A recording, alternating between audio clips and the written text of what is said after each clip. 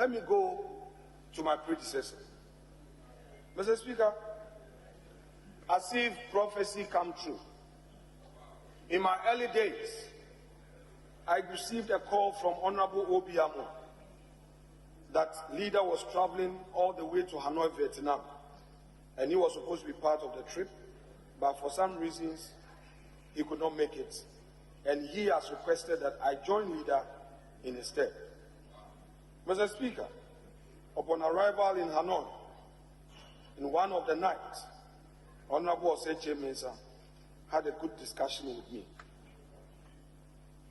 He advised that I stay close to the standing orders, and he realizes that many people don't pay attention to the standing orders. He added that if you do it well and you discipline yourself, perhaps you may succeed me, you may never know.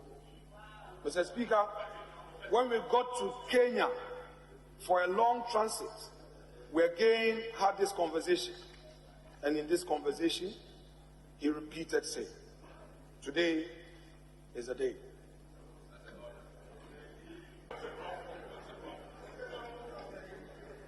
Mr. Speaker, the Venerable MP for Swami, Hon.Osei Kyei Mensah-Bonsu, is an institution, no doubt. It's a big shoe I'm going to wear. And I recall Haruna Iseku telling me that MPP is not easy to be a leader.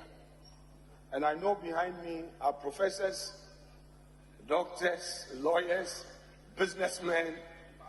They know it. It's going to be tough. But colleagues, I call on your cooperation. I call on your support.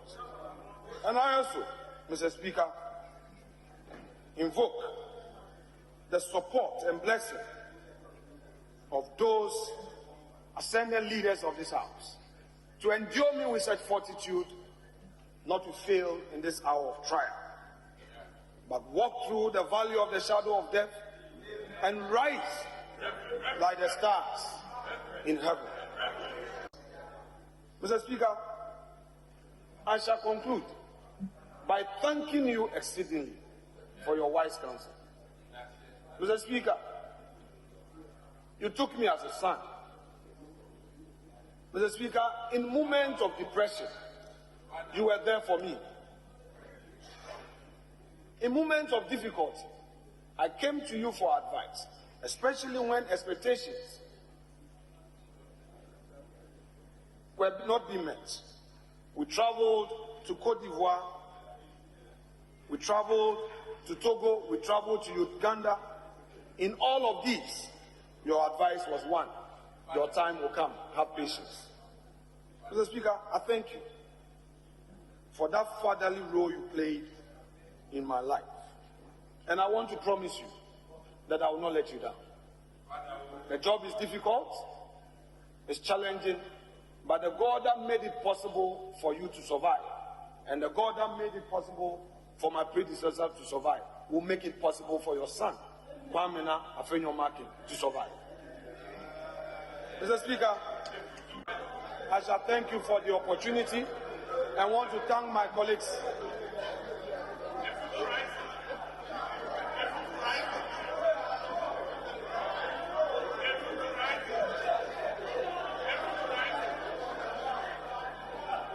Honorable members, please, let's allow him to land. Mr. Speaker, I want to thank my colleagues in this House. Mr. Speaker, I have to make some mention. Honorable Rashid Pelpuo, when I was faltering, he never gave up on me. He came to me several times advising me.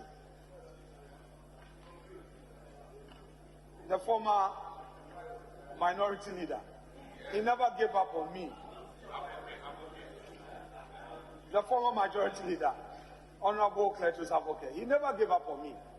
And I know how I've benefited immensely from the backbench on both sides. Not the least, let me thank my wife for her support. Mr. Speaker,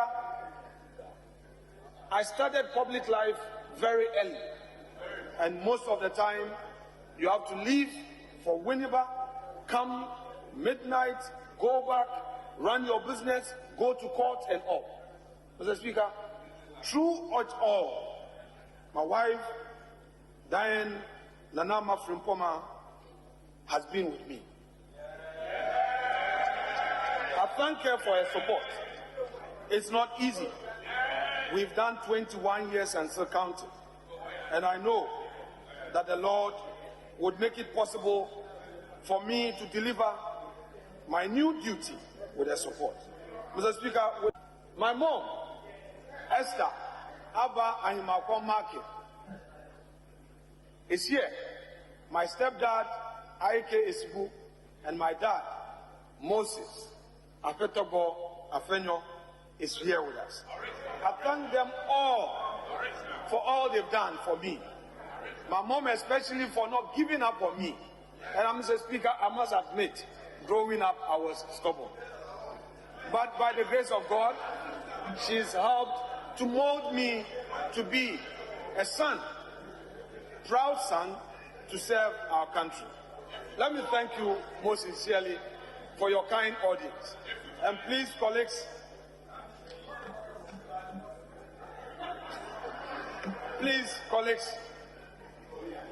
I would count on your cooperation. Hey, Ato. Thank you, Mr. Speaker.